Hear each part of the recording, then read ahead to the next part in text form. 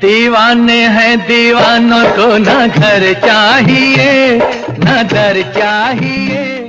क्या आप यकीन करेंगे कि ये सुपरहिट गीत जिसे रफ़ी साहब और लता मंगेशकर जी ने गाया था इस रूप में बनने ही नहीं वाला था। जी हाँ, फिल्म जंजीर का ये फेमस गीत जो आज भी दिलों में गूंजता है, इस गीत की रिकॉर्डिंग के बाद लता जी ने जो किया उसने सबको चौंका दिया। साल था 1972 और जगह थी मुंबई का ताड़देव स्थित फेमस स्टूडियो जहां इतिहास रचा गया। रफ़ी साहब और लता जी ने जब इस गाने को गाया तो संगीतकार कल्याण जी आनंद जी को लगा बस अब यही फाइनल है, लेकिन लता जी को अपनी आवाज़ में कुछ अधूरा सा महसूस हुआ और फिर जो हुआ वो इस गाने की किस्मत बदल देने वाला था। आइए जानते हैं क्या है इस गीत के पीछे की असली कहानी। रफ़ी साहब ने मुस्कुराते हुए कहा, लता जी आपने तो बहुत ही अच्छा गाया है, इसे दोबारा गाने की कोई ज़रूरत नहीं। लेकिन लता मंगेशकर वो सिर्फ एक गायिका नहीं थीं, वो हर गीत को परफेक्ट होने तक गाती थीं। उन्होंने रफ़ी साहब की बात सुनी ज़रूर मगर मानी नहीं। वो अड़ गईं कि उन्हें एक और रीटेक चाहिए। सामने संगीत की महान जोड़ी कल्याण जी आनंद जी खड़े थे। पल भर को माहौल शांत हो गया और फिर उन्होंने सिर हिलाते हुए कहा, ठीक है लता जी, जैसा आप चाहें। लेकिन अब दांव पर सिर्फ लता जी की गायकी नहीं थी, रफ़ी साहब को भी फिर से बुलाया गया, एक रीटेक के लिए जो इस गाने की तकदीर बदलने वाला था। जिस दिन ये अमर गीत रिकॉर्ड हो रहा था उस दिन रफ़ी साहब ने रोज़ा रखा हुआ था। सुबह से कुछ खाया नहीं, पानी की एक बूंद तक नहीं ली, भूखा प्यासा शरीर और ऊपर से स्टूडियो की रिकॉर्डिंग। लेकिन फिर भी रफ़ी साहब की आवाज़ में ना थकावट थी ना शिकायत। उनका गला सूख रहा था मगर दिल में बस एक ही इरादा था, वादा निभाना। चाहे हालात कैसे भी हों, संगीतकार और निर्माता को किसी भी तरह का नुकसान नहीं होना चाहिए। यही था रफ़ी साहब का फ़र्ज़ के प्रति समर्पण। यही कारण है कि रफ़ी साहब सिर्फ एक नाम नहीं, एक मिसाल हैं, एक एहसास हैं, एक विरासत हैं। रिकॉर्डिंग ख़त्म हुई और गाना ओके कर दिया गया। स्टूडियो में तालियों की गूंज थी और रफ़ी साहब जो सुबह से भूखे प्यासे थे अब सीधे घर जाना चाहते थे। वो दरवाजे की ओर बढ़ ही रहे थे कि अचानक, माफ़ कीजिएगा, मुझे एक बार और गाना है, लता जी की आवाज़ गूंजती है। स्टूडियो में एक पल को सन्नाटा छा गया।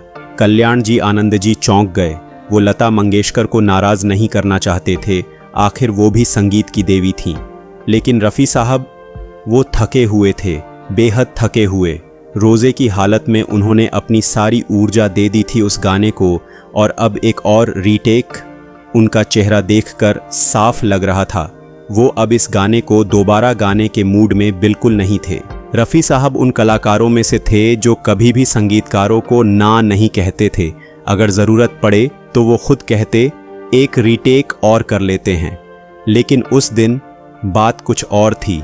भूख प्यास थकान सबने मिलकर उनकी ऊर्जा पूरी तरह ख़त्म कर दी थी और जब उन्हें लगा कि गाना सही तरीके से रिकॉर्ड हो चुका है और संगीतकार भी ओके कह चुके हैं तो अब कोई रीटेक का सवाल ही नहीं है।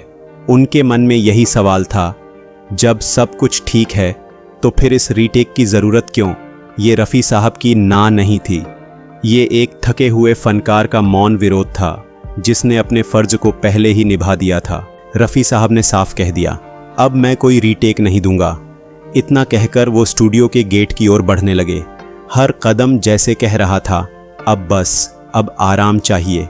लेकिन जैसे ही वो स्टूडियो से बाहर निकले, सामने से कोई आता दिखाई दिया। ये थे गीतकार गुलशन बावरा। गुलशन जी ने मुस्कराते हुए कहा, रफ़ी साहब आपको पता है ये गाना मुझ पर फिल्माया जा रहा है। रफ़ी साहब एक पल को ठिठक गए। हैरानी उनके चेहरे पर साफ थी। उन्होंने कहा, क्या? लेकिन ये तो अमिताभ बच्चन की फिल्म है। मैंने तो सोचकर गाया कि ये गाना उन पर फिल्माया जाएगा।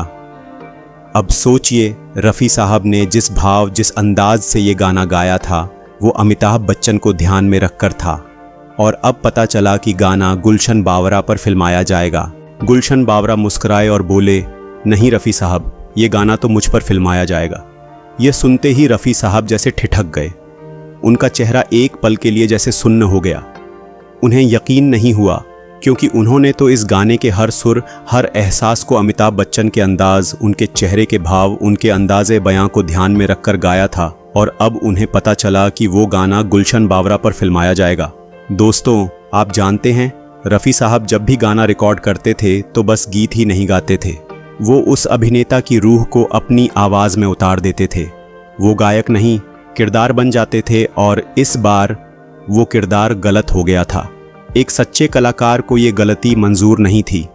रफ़ी साहब बिना एक पल गवाए वापस स्टूडियो लौटे और सीधे बोले, रिकॉर्डिंग दोबारा होगी और अभी होगी। इसके बाद फिर से रफ़ी साहब और लता जी ने इस गीत को गाया, लेकिन इस बार रफ़ी साहब ने गुलशन बावरा को ध्यान में रखते हुए यह गीत गाया। जब यह गीत लोगों ने पहली बार देखा तो उन्होंने पहली बार गुलशन बावरा को इस गीत पर एक्टिंग करते हुए देखा और ऐसा लगा जैसे खुद गुलशन बावरा जी ये गीत गा रहे हों। है सर पे हमारे खुला आसमां, खुला आसमां। दोस्तों, ये पूरा किस्सा खुद गुलशन जी ने अपने एक इंटरव्यू में बताया था। तूने मुझे पहले क्यों नहीं बताया कि तू गा रहा है, चल। और म्यूजिशियन रियली बाहर जा चुके थे, उन्होंने खुद म्यूजिशियन को पकड़ के कि चलो भाई चलो चलो चलो जल्दी चलो अंदर, एक टेक और होगा।